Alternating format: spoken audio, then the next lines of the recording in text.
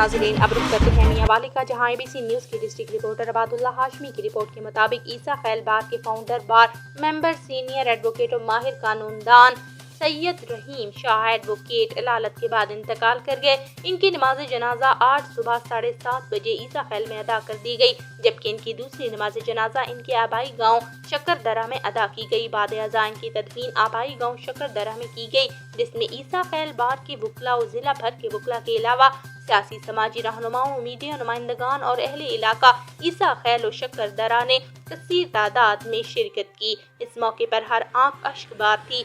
याद रहे, सैयद रहीम शाह एडवोकेट का शुमार मुदब्बिर और काबिल और दलेर वकला में होता था, जो एक गरीब परवर और गरीबों के मसीहा थे।